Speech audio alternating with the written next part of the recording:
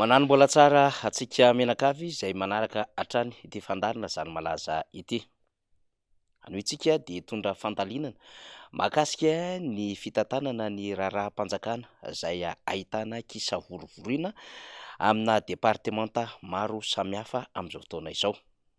Izany dia hanombohantsika ny ady-hevitra izay nafana teo aloha teo mahakasika indrindra ny eo amin'ny tontolo ny fitaterana izay ny fanandrina ny mpikambana teo anivon'ny filan-kevim-pitondrana ny Air Madagasikara izay niova ho Madagascar Airlines sy ny ministry ny fitaterana amin'izao fotoana izao.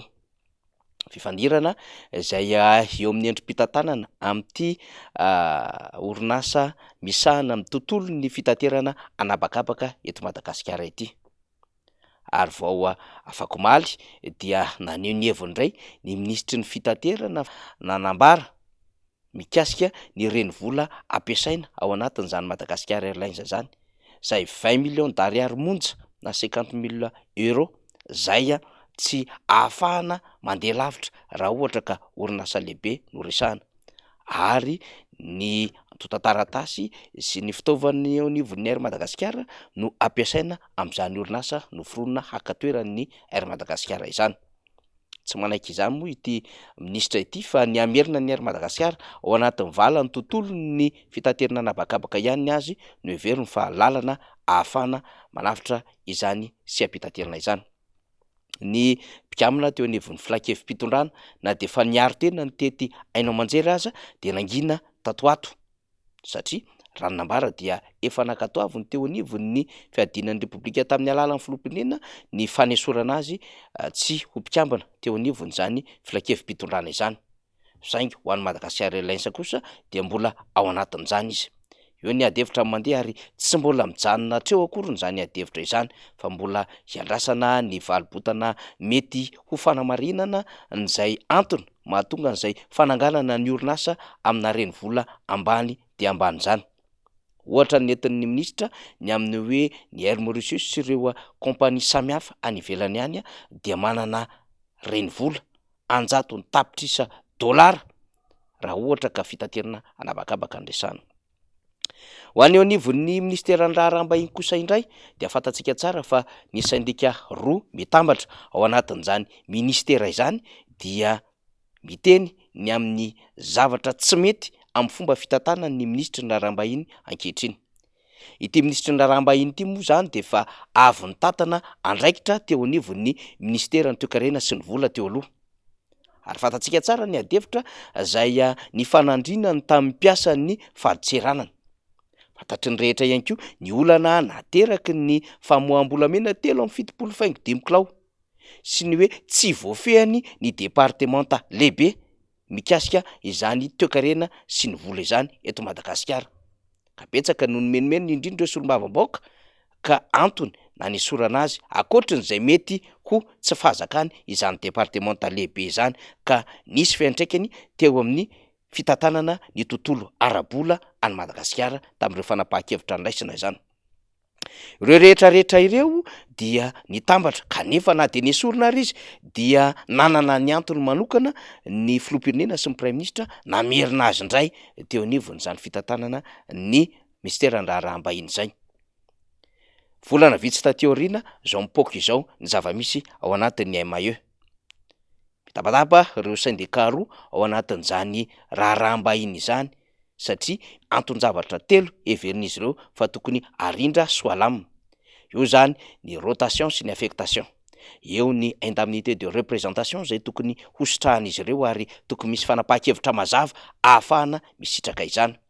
Ary ny fahatelo dia ny fanavakavahana amin'ny endrin'ny fiaviana ao anatin'izany departemanta ministerialy izay mitokana indrindra amin'ny lafiny fiandrianam-pirenena izany. Fomba fitondrana ny mpiasa sy ny fitaovana ao anatin'ity departemanta ministerialy ity. Ny ministra dia miapanga ireto syndika, ireto mpitokona ireto izay mbola manao fitokonana amin'izao fotoana izao ho misy ambadika politika izay efa nilaviny izy ireo izay fiampangana nataon'ny ministra izay.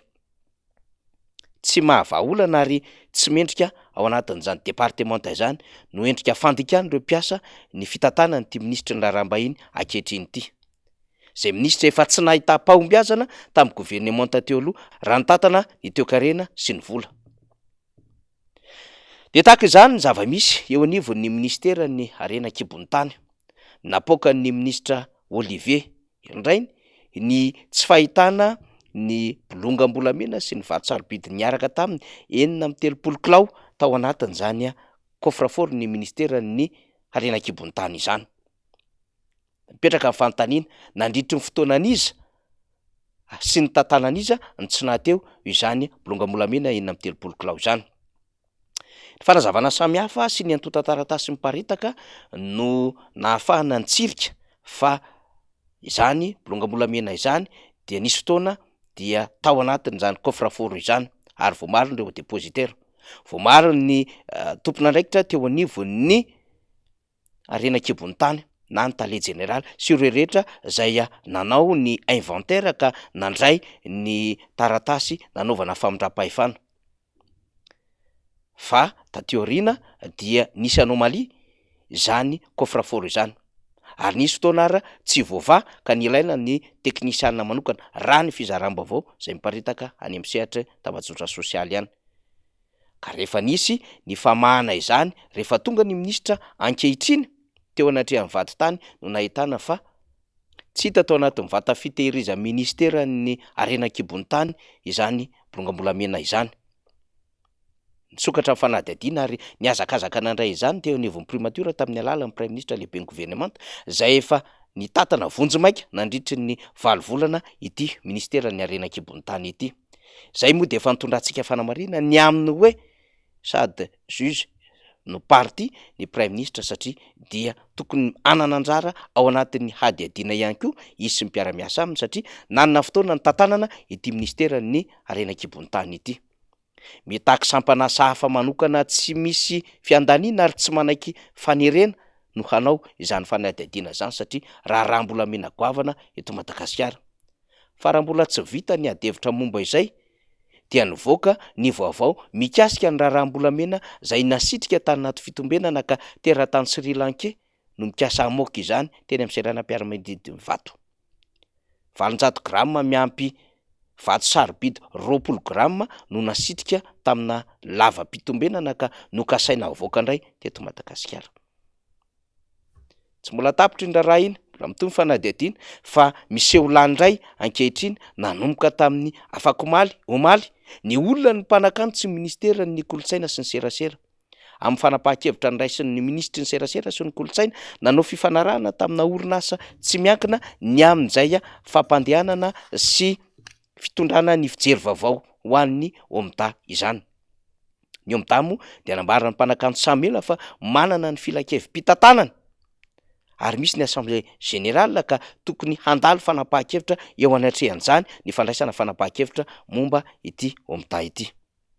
Mbola raharaha hafa koa izany resantsika izany.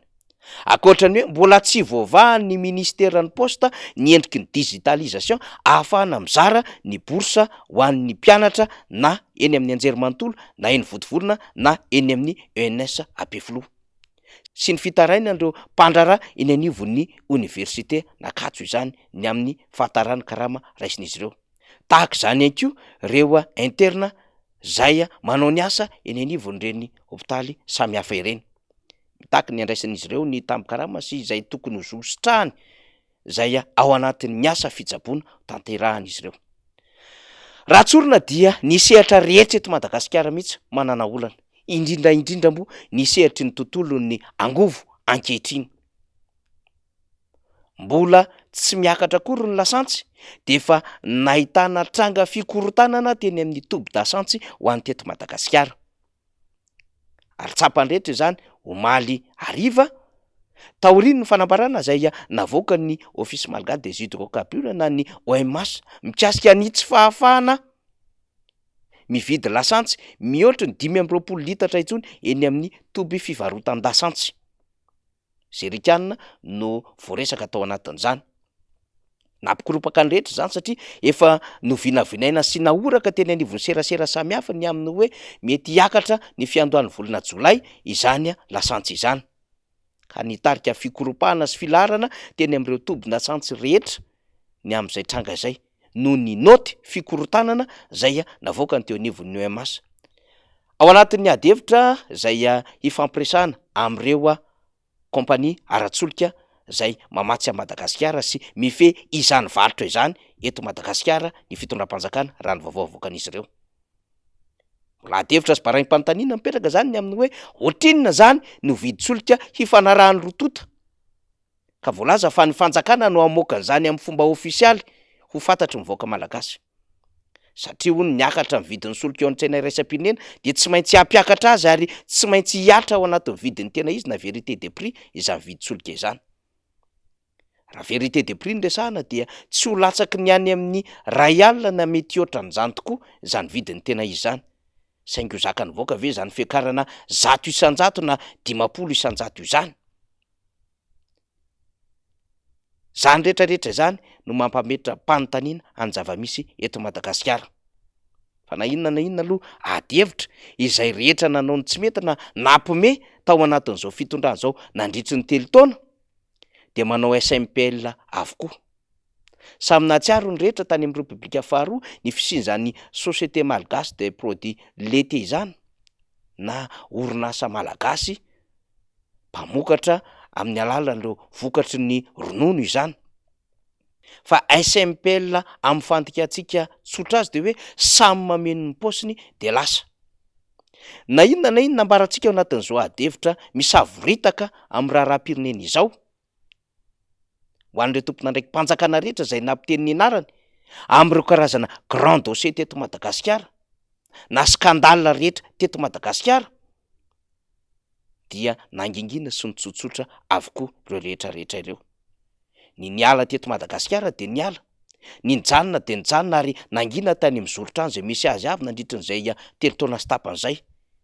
Ary tsy nihetsika ireo antota taratasy lehibe fa nangina tany amin'izany sehatra zay tokony hietsehan'izy ireo. Ny olona manana antota taratasy aza moa de mbola voaharo tsara eny amin'ny ambaratonga pahefana sy ny andraikitra misy azy ireo tsirairay avy. Endry zavatra mampalahelo sy tsy fahita tao anatin'ny 12 taona no hita Madagasikara amin'izao fotoana izao ary mamotika ny endriky ny fiandrianana mihitsiny satria ny departemanta misy ny fiandrianam-pirenena, ny orinasa ahitana taratra ny fiandrianam-pirenena ary ny vahoaka zay tokony ho andrianina no potika ao anatin'izao raharaha izao. De mipetraka fanontaniana, navita ny asany ve izany Prime Ministre izany? Ary maninona zao rehetrarehetra zao no miseho? Fa le meme Prime Ministre ary tsy my Prime Ministre irery ihany fa hatramin'ny filohan'ny Repoblika ve izao endry zava-misy izao? Fa na inona aloha resahana dia tsy maintsy mitady fizibla foana eo anatrehan'ny tsy fahombiazana ny filoham-pirenena sy ny Prime Ministre. Dikan'izany tsy maintsy voilika ao anatin'izao andraikitra izao hatrany ireo ampikambana eo anivon'ny gouvernemanta. Anton-javatra inona nefa no hitazomana ny filohan'ny Repoblika ny Prime Ministre ankehitriny raha ohatra ka efa taratra sy efa mibaribary ny tsy fahombiazan'ny gouvernemanta ny fandimby indimy izay. Zany zava-misy, zany malaza, Ratra Tompolahy, makasitraka tompoko vavy.